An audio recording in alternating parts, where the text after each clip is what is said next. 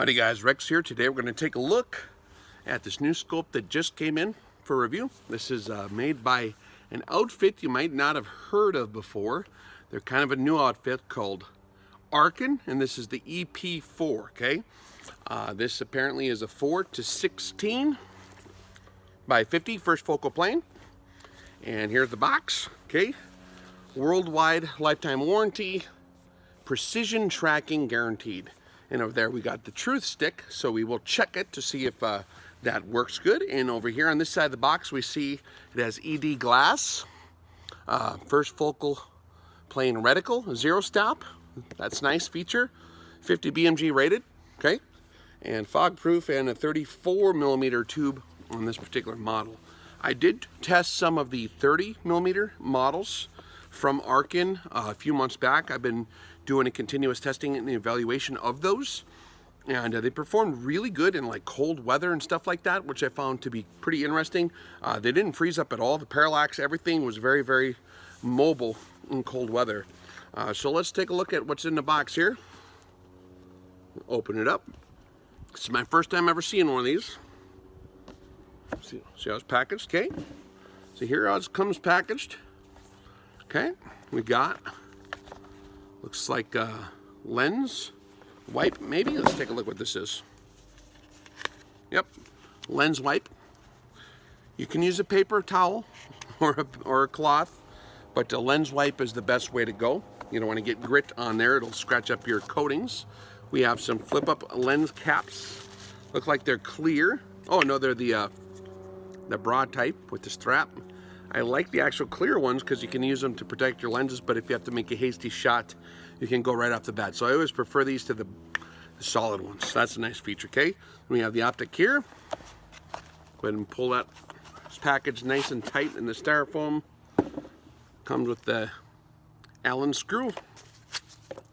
And it looks like the sunshade is right here, okay? There's that. Okay, so that's actually a pretty compact design here. 34 millimeter main tube, 4:16 by 50. See, the lettering is nice and quiet here. It's not real loud on the lettering. We got the top turret there. This looks like that's our, yep, that's our zero stop right there. This is a design I'm seeing more and more that I actually really like. You simply slip your scales to zero. Looks like on this one we have actually 4 points of contact. A screw here, here, here, and here. Just looking at it, to slip the scales to zero, okay? And it looks like we got 10 mils per revolution. Oh man. My first time seeing this model, guys. You got very tactile, very positive, nice clicks. Very nice feeling clicks. I'd say akin to the Razor Generation 2, if you've seen one of those. They're more crisp than a Steiner. They're about as crisp as a S&B, actually, a Schmidt. But there's a little more room. They're not quite as close together. So that in terms of the tactile sensation and the audible clicks, they're very, very nice clicks. So it seems like whatever mechanism that is engineered very nicely, okay? Here we have the parallax adjustment. And it looks like, okay, so it just has some geometry on there. There's actually no numbers, which actually, if you're into long range shooting and you understand how rifle optics really work, is a good thing. Most scopes that have numbers on them, when you actually do a proper parallax check, you get the rifle perfectly still. Oh, that's a nice reticle, actually. I like how that, we'll have to show that to you soon. But typically what you're going to do is you're going to get down behind the rifle, get everything nice and solid, and to where it's perfectly mounted, to where you're dead steady, and then you're going to just wiggle your head a little bit behind there, and you're going to turn this until you minimize the crosshairs movement on the target. So sometimes the numbers will actually throw a guy off. Here you could even just custom scratch or write in numbers, I suppose, if you wanted to. So actually don't mind, you know, like some of the nice the stuff made by Zeiss, some of the German stuff now that's coming out, their hunting scopes and stuff, they don't even have numbers on the parallax. A lot of high-end scopes don't have that. And I believe these are actually pretty affordable. I don't know what the price is on these quite yet. I'll have to look that up for you guys. I'll put that in the description at the bottom. My first time seeing it, okay? Then we got 0 for windage, 1 right, 2 right, 3 right, 3 right, all the way up to 5 mils. Very, very clearly numbered. 1 left, 2 left, 3 left, all the way up to 5 mils in each direction. Very clearly labeled here, which I think is nice because you can see very clearly that you're either going left or right. Now, when you come to one of the Rex Defense courses, you can do this all in the dark. You don't need to see, but it is nice to have those numbers on there to double check yourself, okay? And there we have, again, on the windage turret, we have 3 little screws to slip the scales, 1, 2, and 3, okay? On the elevation, you actually have 4 screws. I might like that idea of the 4 screws. We'll see how this works when we get to using them. Looks like here's our nitrogen plug here. Quality control pass sticker, serial number, pretty plain. And we have the arc and optics up front here. Okay, so I'm just giving you the basic overview. We got 16 power. Magnification comes down to 4. It's a pretty tight turn. Usually when you get a scope brand new out of the box, there's seals that are lubricated that when you turn them the first couple times, but it's got a nice tight feel to it. A lot of guys will get like a cam and they'll put a lever on there. I don't like to do that. If it's so tight in cold weather that it shouldn't move, then I wouldn't move it. A lot of times guys break things. But we got a nice indicator up top here that's easy to see.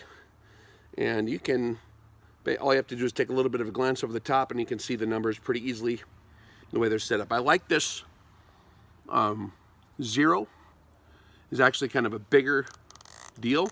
So that if you're doing quick and you're going a couple revolutions, you can go right past this 0 mark and know that every time you pass this larger mark, you're hitting 10 mils. And 10 mils, guys, is pretty far. It's going to be over 1,000 yards for most of your long-range configured cartridges, okay? I'm going to go ahead and take a look through the optic now and look at the reticle. So I am now on 10 power. I usually like to start off with 10. Okay, we got a very nicely laid out mill grid pattern. Looks like dots labeled 2, 4, 6, 8, 10 out to 12.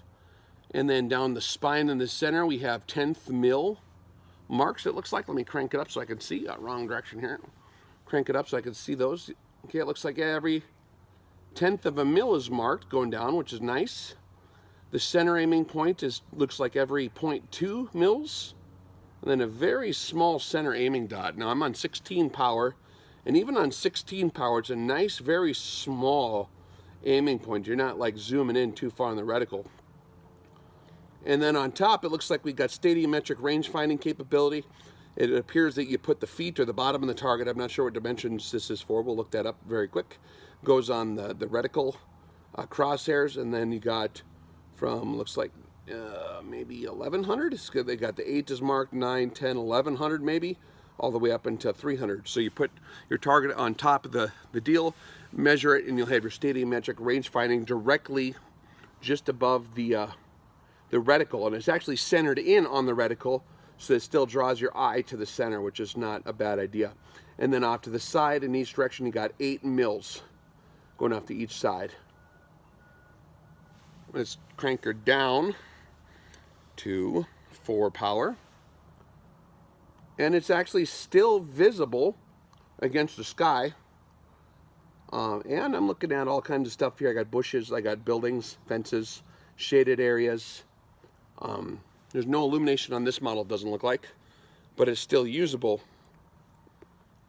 at the very low power. Actually, that stadiometric rangefinder on top that's kind of pointed this way helps to show the eyeball where to go to aim, because you have thicker lines for lower powers, kind of like, you know, like on the old duplex, the lines are a little thicker, leading you towards the center of the reticle, and then that one on top kind of brings you down in. I actually like that reticle.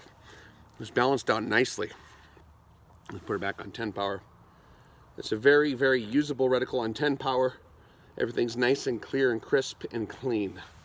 So, the moment of truth, I suppose, is to see, and it's short, it's actually compact, and we got the ocular back here, which seemed like it was actually pretty darn crisp for me right off the bat. I didn't have to turn it at all. I got a very crisp ocular. So we will put this on the Truth Stick and see. I got the table reinforced. It's like a 60-pound table. I got 2 large sand bags on it. I do believe they're 50-pound bags of sand, one on each side. I got it all reinforced, very steady, and then I got a huge vise on the table where I have the scope mount in there so we can get this dead solid, and we'll put it on a tracking test real quick. All right, guys, stay tuned for the tracking test results, okay? It says that the precision tracking is guaranteed, and we'll see if it falls within industry standards. See where she lands, but it's configured nicely. I like it. On the double turn, it does repeat the numbers, so you don't have to count your way up, which is a nice feature. And it feels like it's constructed real nicely. We'll check it out.